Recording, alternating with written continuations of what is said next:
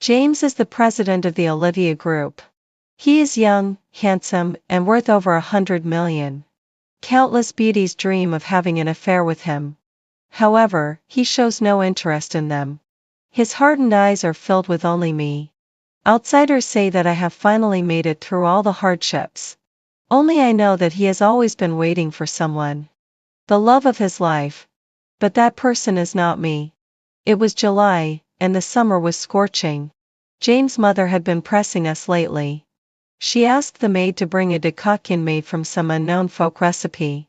In the past, in order to have a child with James, I would have drunk the foul-smelling decoction without hesitation. But now, just the sight of it made me feel nauseous. James and I had been in a relationship for 4 years in college and had 3 years of married life. I accompanied him from having nothing to becoming a new business tycoon. Professionally, we are an indestructible partnership. Personally, we are an affectionate and loving couple. There are legends about us in the industry. Even the gifts from our partner companies are jade-carved branches of love-bound twigs symbolizing an affectionate couple. Before yesterday, I thought so too. Until last night. After drinking the fertility-promoting medicine sent by James' mother, I felt so flustered that I couldn't sleep. I saw the words James, I'm back flash across James' phone screen. I, who had always been full of confidence in James, somehow opened the chat history. The chat between the two started 4 years ago. It was the girl who took the initiative to add James. James, long time no see. I heard you have a new girlfriend. She's a very beautiful girl. Congratulations. James, I heard you got married. Wish you happiness. I heard you earned your first pot of gold in your business. That's amazing. At first, James was cold-hearted, and most of the time, it was the girl who took the initiative to start the conversation. Until last September. The girl typed in a hurry. James, I had a car accident. Where are you? I'm so scared. After a few minutes, came James' reply. With an unreadable tone. Where are you? Seeing this, my heart tightened. I remembered that last September was our wedding anniversary. I invited many business partners, relatives, and friends to celebrate. Just before going on stage, James suddenly said that his friend abroad had a car accident and he had to go and take care of it, then he left me in a hurry. I wanted to stop him. But I could only see his panicked back. I forced myself to go on stage. The puzzled eyes of the people below seemed to be able to skin me alive. That was the first time James, who had always been obedient to me, made me embarrassed. Later, I wasn't without doubts. But his good friend William made jokes, and diverted my attention. So it was this girl. James was so eager to see her that he didn't care about my feelings. By now, I was too scared to look further. My hands were shaking, and my whole body felt like it was in an ice cellar. I pinched my thigh hard, trying my best to calm myself down, and continued scrolling. Since September, the chat between the two has become more frequent. The girl would proudly show off her artworks to him, and James would give concise but serious comments. On the girl's birthday, James would travel across the country to date her and give her carefully prepared gifts. By this point, I was already sobbing. I turned to look at James, who was sleeping soundly in bed. For the first time, I found his handsome face so repulsive. Everyone knows that James spoils me rotten. He seems to be willing to show me his heart. When we were freshmen, he wasn't well off. In order to save money to buy me a gift, he took on 3 part-time jobs. After a month, he became extremely thin. When I had a stomachache during my period, he ran through 3 streets in the middle of the night in the rain to buy me painkillers. When I wanted to eat the snow-covered bean paste from my hometown, his hands were splashed with oil several times while making this dish for me. When we graduated from college, he secretly bought a diamond ring and proposed to me on the playground where the catkins were flying. I was so moved that I burst into tears and nodded under the blessings of our classmates. But this James, who was so good to me and loved me, betrayed me. My heart was bleeding. Coming back to my senses, I refused the decoction the maid handed me. At this time, James' mother came downstairs in her pajamas. Seeing that I didn't drink the medicine, her face darkened. Olivia, you and James have been married for 3 years and still have no children. Listen to Mom, this is for your own good. Don't you want to have a lovely child with James? This again. At first, I believed James' mother's words. I went for checkups, drank Chinese herbal medicine, and tried folk recipes, all for the sake of having a child with James. As a result, I suffered a lot but with no effect. The most terrifying thing was that I was actually going to continue like this in the past. 3 years of married life had smoothed out my edges and killed the once unrestrained Olivia. What was left was a domesticated, selfless Olivia. I was suddenly shocked. Mom, maybe James should go for a checkup. James' mother suddenly became like an enraged lioness, saying harshly, Olivia, I really didn't expect you to be such a woman. What could be wrong with James? You're really too selfish, making up such an excuse just to avoid drinking the medicine. Then came a barely audible whisper. She's really not as good as Sophia. My heart skipped a beat. Sophia? The nickname of the girl who had an ambiguous relationship with James was Sophia. I suddenly realized that they all knew. James' mother knew about Sophia and James' friend William also knew.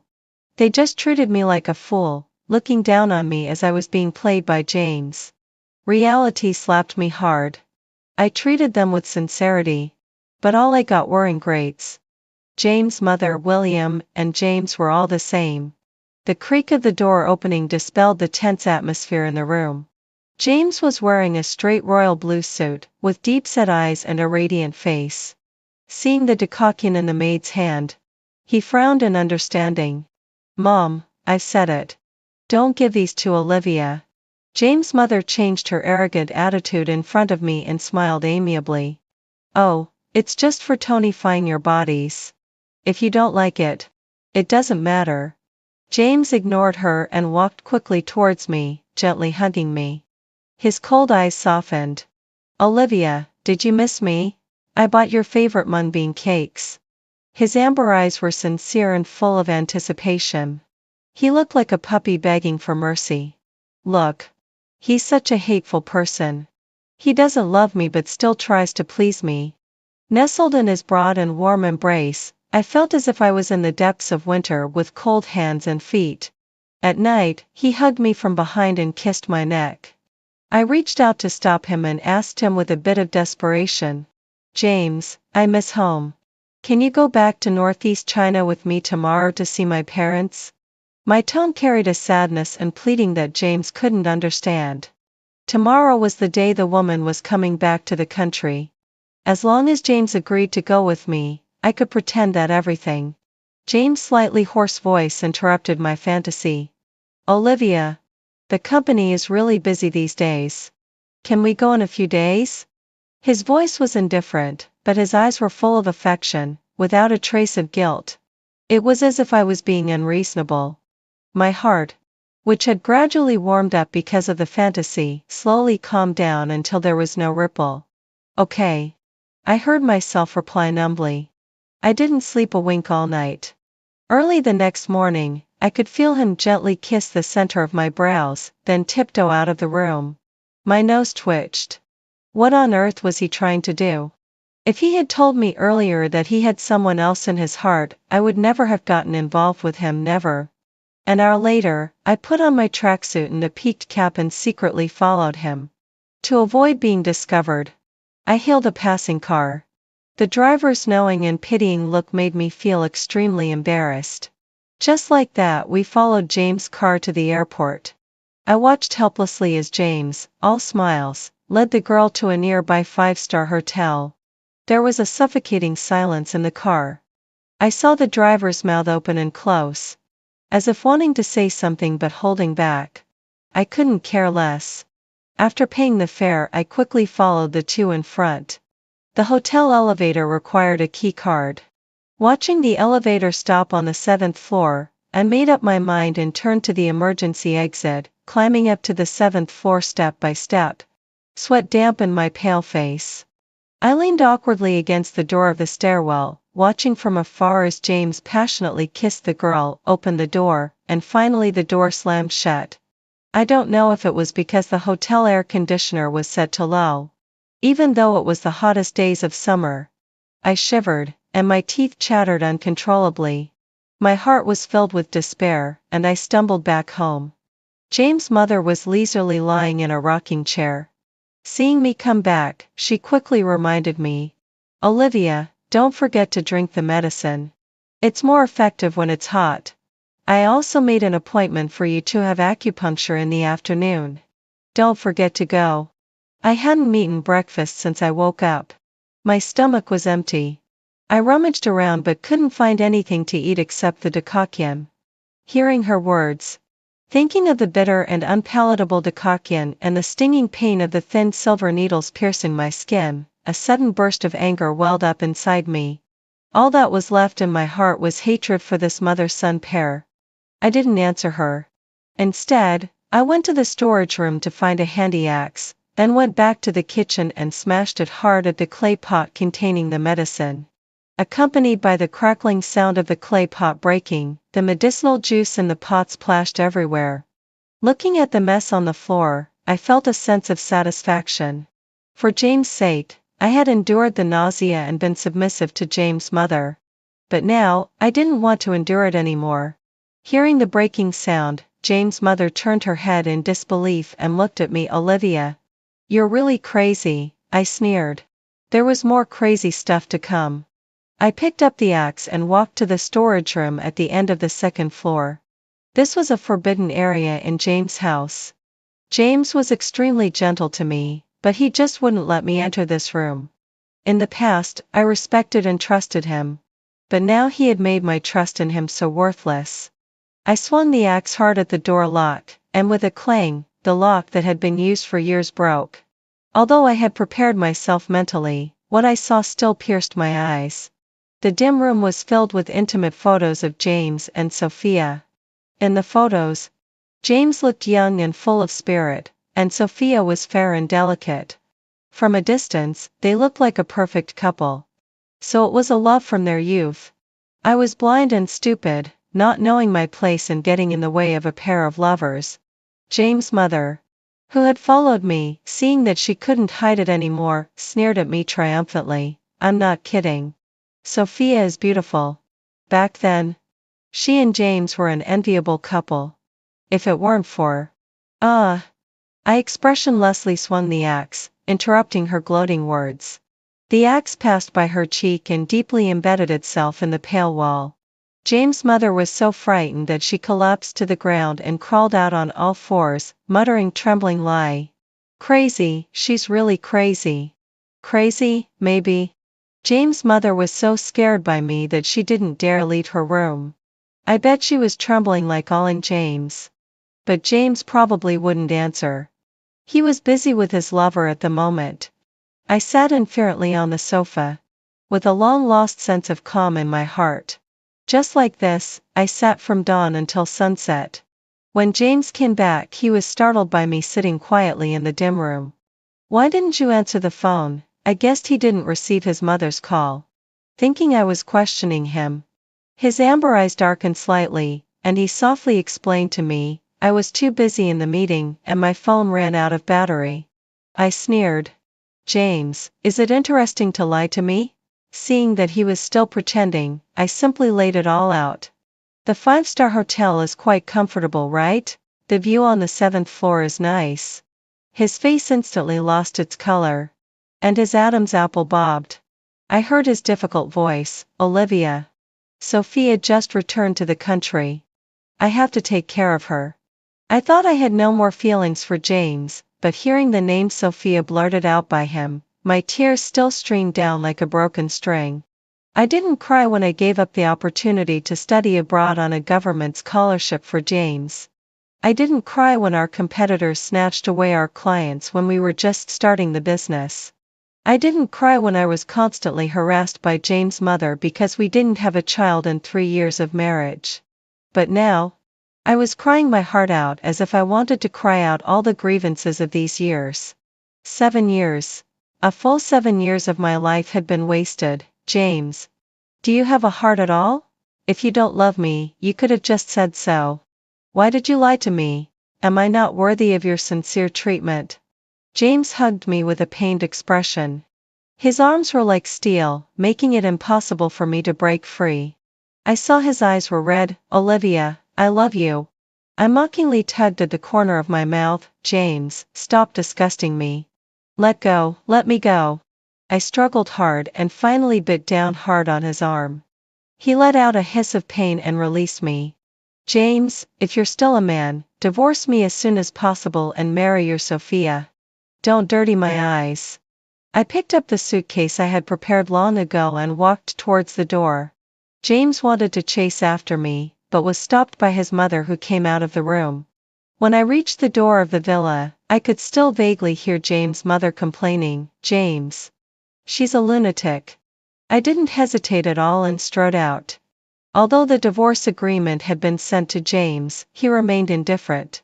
My urging text messages only received his pleas for me to turn back. A silent battle began to tug back and forth between us. One day, when I was having a meeting in the company, a flower delivery rider brought in a large bouquet of bright blue roses. The blue roses were delicate, beautiful, and expensive. Just like James' love for me, gorgeous on the outside but with an extremely short flowering period. The directors and assistants in the meeting praised one after another. These roses are so beautiful. James is really thoughtful. Mr. James and General Manager Olivia are really affectionate. They've been married for 3 years, and it's still like the honeymoon period. After all, they're a couple who started from scratch. They're different from others. I laughed, self-deprecating lie. A couple who started from scratch. It was just a joke. Compared with his childhood sweetheart first love, it was nothing.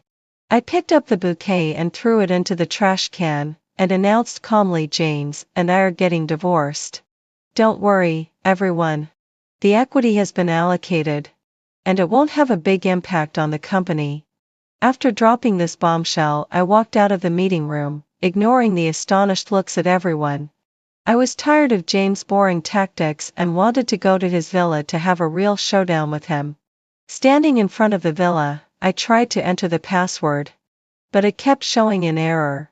I was so angry that I almost laughed. I called James. When the phone was answered, a sweet female voice came through. Hello, who is this? Open the door. The girl on the other end of the line seemed to react only then. Is that Sister Olivia? I'm sorry. James and I are not convenient right now. Listening to the beeping sound on the other end of the phone, I turned off my mobile phone. What a joke. Did they think I had been doing nothing all these years? I might not have much else, but I had plenty of strength. I picked a few stones of suitable size from the flower beds around the villa. I walked around the front of the villa, aimed at James' bedroom from the side, and threw the stones up with force. I was satisfied to hear the sound of broken glass and the woman scream. Thinking that one stone wasn't enough to make a statement, I threw a few more up. Presumably, they thought my gift was good enough, and I was invited into the villa. James came forward and tried to get close to me, but I slapped him. Did you change the password? James was stunned. He suddenly turned around and glared at the pitiful Sophia behind him. Olivia, as long as you're willing to come back, you can set any password you want. Sophia, who was standing behind him, changed her expression. I looked around and saw that the interior of the villa had been completely changed. The vases and blankets that I had carefully selected in the living room had been replaced with a more flamboyant style. No wonder, she was an artist who had studied abroad. I sneered. No need. You'd be doing me a huge favor if you just signed the divorce agreement as soon as possible. James. At this point, are you trying to keep me because you love me, or are you doing it out of your own selfishness? James. Don't force me to hate you. The hand that James had stretched out to hug me dropped down dejectedly. Finally, I got the divorce agreement as I wished. Before leaving, I turned back and smiled at the two of them with different expressions. James, a leopard can't change its spots. How can you be sure that the person who betrayed you once won't do it again? When I saw the chat records, I had already asked a private detective to find out everything about James and Sophia's past. That private detective was quite capable, and I was an old client of his. I had never thought that the methods I used to deal with business rivals would one day be used on the person sleeping next to me. The so-called the closest and yet sometimes the most distant relationship is that of husband and wife was exactly like this. The story of the two of them was as cliché and melodramatic as it could be.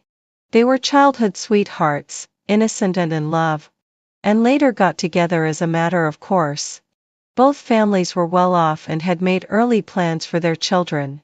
The problem was that James' family went bankrupt when he was in his senior year of high school. His father couldn't bear the blow and committed suicide by jumping off a building. James and his mother had to sell their property to barely pay off the huge debt. Sophia's family was snobbish. They called off the engagement on the spot and sent Sophia abroad. Whether Sophia was willing or not, no one knew.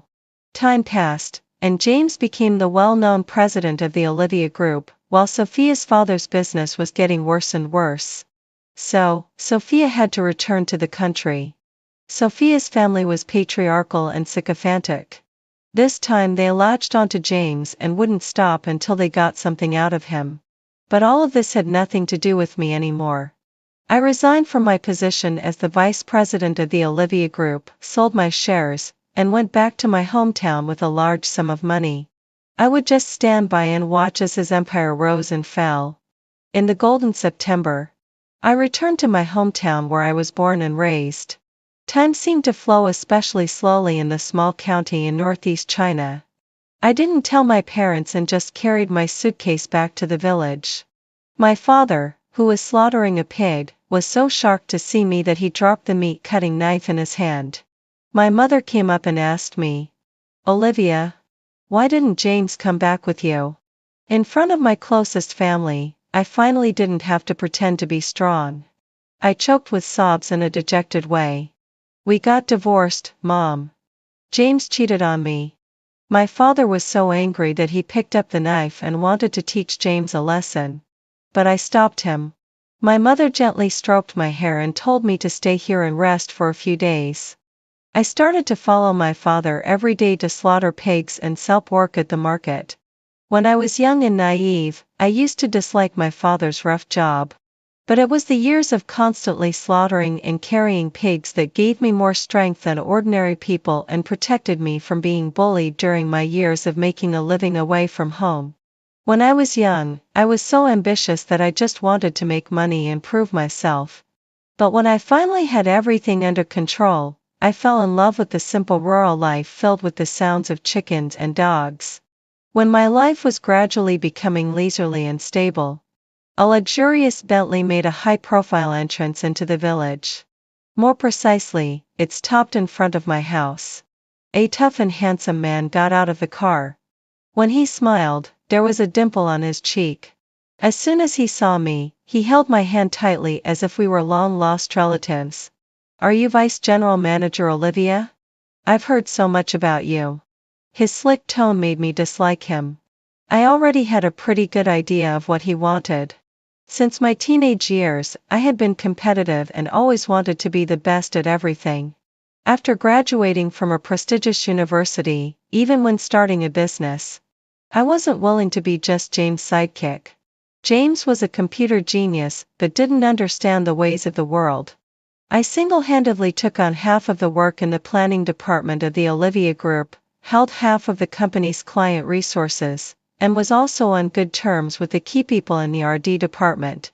In the few days since I returned home, many competitors of the Olivia Group had contacted me, trying to poach me. I had no intention of kicking James when he was down, so I refused them. "I know what you're trying to do, but I won't agree. Please leave." The man blocked my way. "I'm not one of those who are after the client resources in your hands. I value General Manager Olivia's abilities. I've heard about General Manager Olivia's past achievements and really admire you. Now our company is still developing. If I'm lucky enough to have your appreciation, I'm willing to offer 3 of the company's shares." Our company may have some overlapping business with the Olivia Group, but not completely. It won't pose a threat to the Olivia Group. Perhaps his sincere eyes reminded me of James when I first met him. I was moved by him. I said goodbye to my parents and returned to a busy life. Every day, I was out early and back late, which made me feel like I was back in the early days of starting a business. A group of energetic young people were racing against time, regardless of anything. On the day when our company's products sold extremely well, I saw the news of the remarriage of the president of the Olivia Group on my phone. The bride was, as expected, Sophia. Unconsciously, the words that James' mother had once said, "She's really not as good as Sophia," came to my mind. I snorted, thinking with a bit of anticipation and a bit of schadenfreude about how the mother-in-law and daughter-in-law relationship between James' mother and Sophia would be. Perhaps even God couldn't stand Sophia. A few days later, I received complaints from several former colleagues in the Olivia Group whom I was familiar with. James is really crazy. He made Sophia, who knows nothing, the deputy manager of the planning department. Sophia makes decisions without thinking and has offended many old clients. The general manager has to suit the clients and deal with Sophia at the same time. He's totally overwhelmed. The whole company is in chaos. I smiled, then told the Human Resources Department of our company to post more recruitment information recently and offer better treatment. Since our company was in an upward developing stage, we would accept as many experienced-told employees as possible. I had said that I wouldn't actively poach employees from James, but I couldn't stop people from jumping ship on their own initiative. Sure enough, a month later, I saw many familiar faces in the company, including the capable former general manager of the planning department of the Olivia Group. I saw James again at my promotion party. Due to my outstanding abilities and sharp insights, I lead the company to make correct decisions on many occasions. As a result, the company's board of directors promoted me to president during a meeting, which was one level higher than my position in the Olivia Group. I invited all the company's employees to the largest local gathering and team-building venue to celebrate. Halfway through, I went to the restroom to wash my hands and heard a familiar deep voice. I said, "My mom is a bit sensitive. Don't make her angry. Drink the medicine when she asks you to." It was James. I hadn't seen him for a long time and he looked much haggard. I heard that not only did Sophia enter the company, but she also wanted to arrange a position for her younger brother. The two of them caused chaos in the company, which led to many employees resigning and the company's revenue declining. No wonder he was so stressed. Just from his tone, it seemed that Sophia had had quite a few quarrels with James' mother at home. I was about to leave when I suddenly met James' eyes. His once bright peach-shaped eyes were now full of bloodshot. Seeing me, his eyes lit up with joy. "Olivia, it's you. Long time no see. How have you been recently? I miss you so much." As he spoke, he approached me, seemingly wanting to hug me. I picked up the mop beside me and pushed him aside. "James, you're a married man now.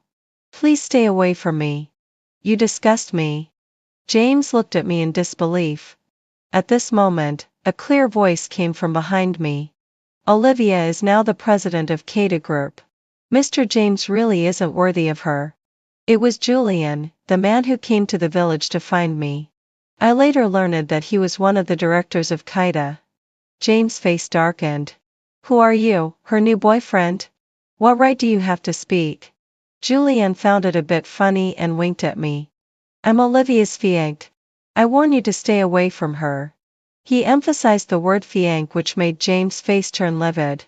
Subsequently, I took Julian's arm and walked into the hall without looking back to see what expression James had.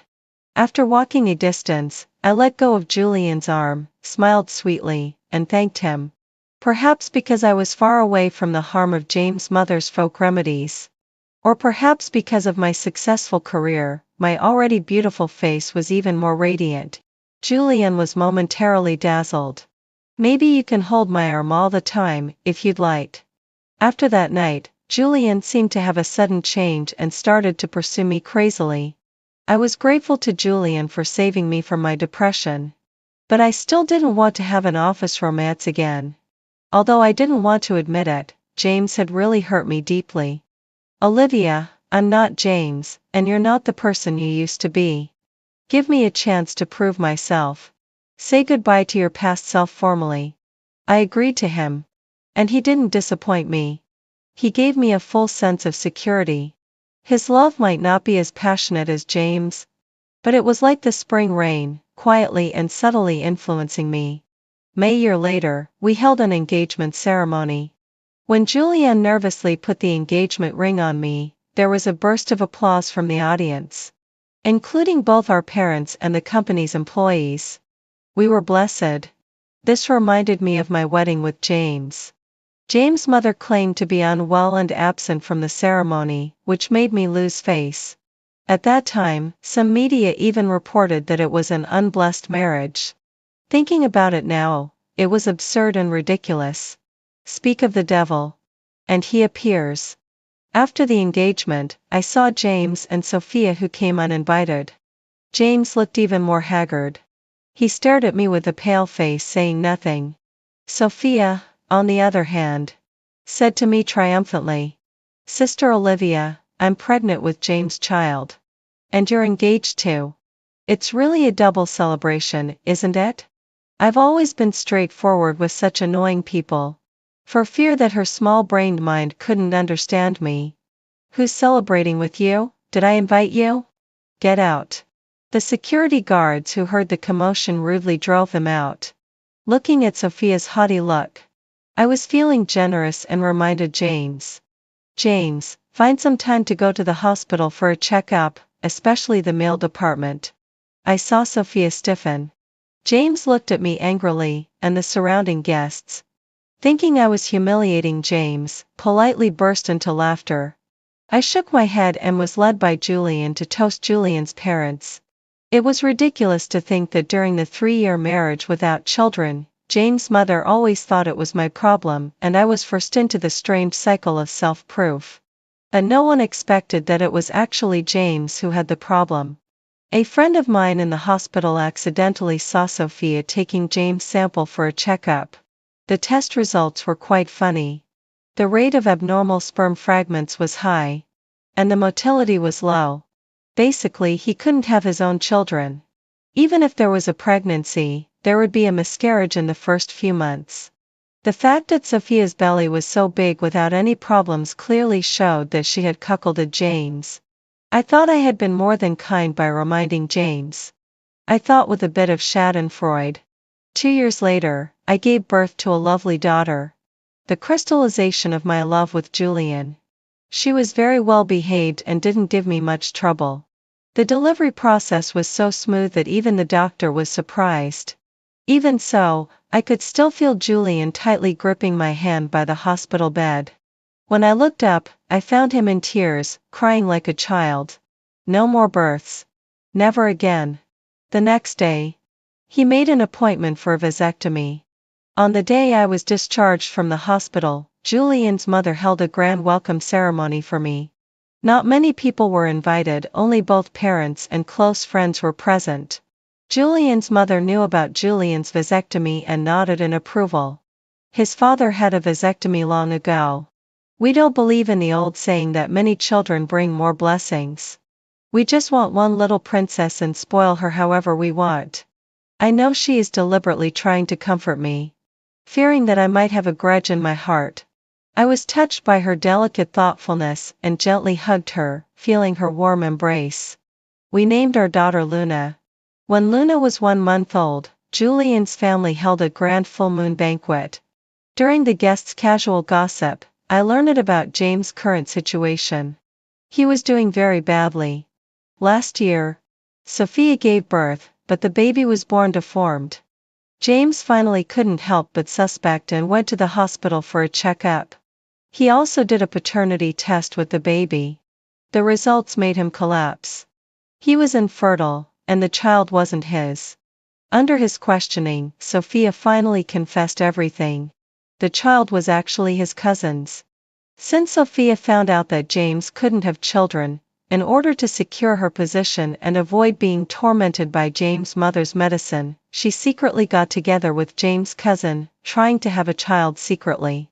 The ridiculous thing was that there was a genetic problem in James' mother's family, and the child born was a deformed one.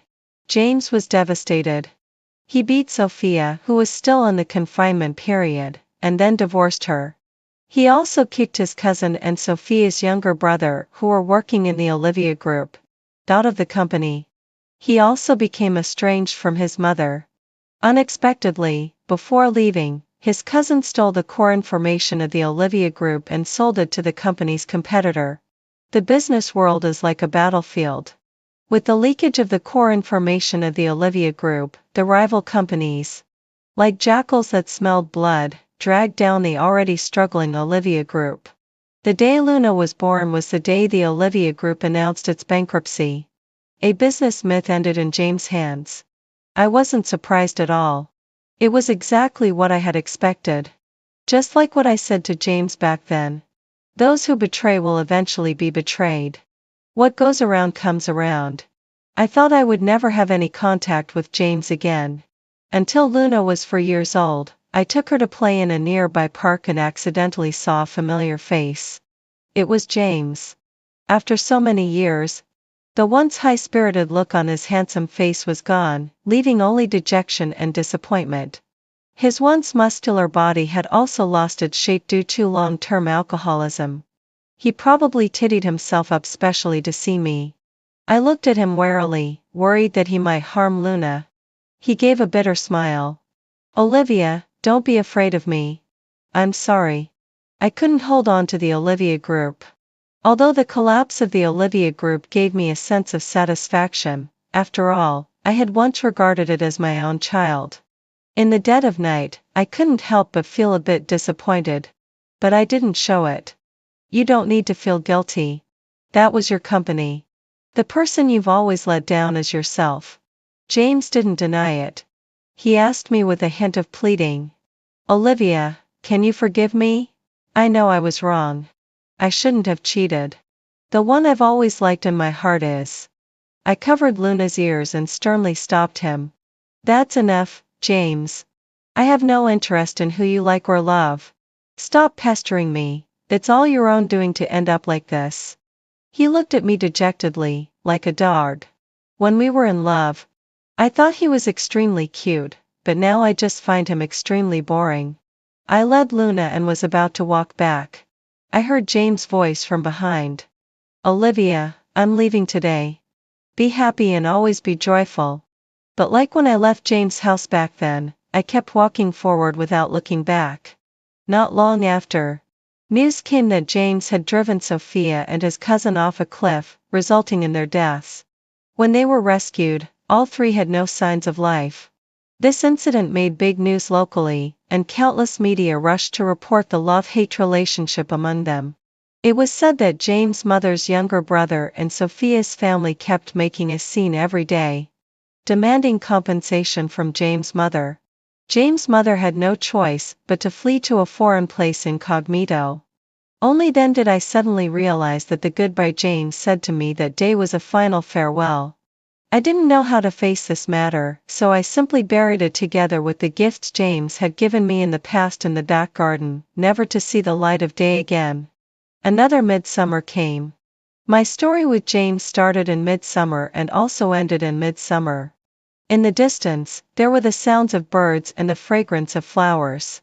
There were my lover and my baby. They were the ones I should cherish right in front of me. I turned around and walked towards them, never looking back again. I was born into a wealthy family. I had my parents' love and the company of my childhood sweetheart. In my happiest moment, they suddenly left me. James' family went bankrupt, and his fiancée broke off the engagement. The proud son of heaven fell from grace overnight. There were gossips around, pointing fingers at my mother. I insisted on moving to another city with my mother, repeating my senior high school studies, and was admitted to a big university. To support the family, I worked day and night without end until I met Olivia. My Olivia, as her name suggests. was like a passionate rose, warming up my gloomy world. She was my dawn, and I once swore to hold her in the palm of my hand for my whole life. Olivia was a very strong-willed and independent-minded person. She insisted on accompanying me in starting a business and wanted to be in control of everything in the company and the team. After drinking with clients until 3 in the morning once, I saw her smiling brightly, leaning in my arms. At that moment, I thought how lucky I was to meet such a wonderful girl. On the day of our college graduation, I proposed to her. When I saw tears streaming down her cheeks, I panicked and wiped away her tears, vowing never to make her cry for me again. I broke my promise. Sophia somehow got in touch with me. I had no intention of chatting with her. But when she told me she had a car accident, I somehow left Olivia behind. I felt guilty, but I couldn't help myself. As the saying goes, the truth will out. Olivia found out the truth. I saw tears welling up in her eyes, and her clear-cut eyes were filled with hatred for me. I was scared and begged her not to leave, but she didn't look back at me even once. Sophia got in touch with my mother behind my back, emptied the house and replaced everything with new decorations. I flew into a rage at them, but I could no longer find any traces of Olivia's existence. Olivia saw all this and coldly proposed a divorce.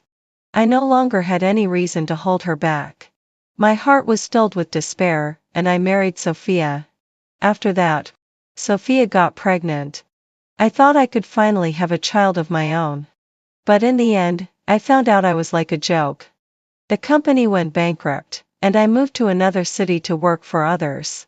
In the dead of night, my hatred for Sophia and my cousin kept growing. I knew it was time to make an end. There were legends about us in the industry.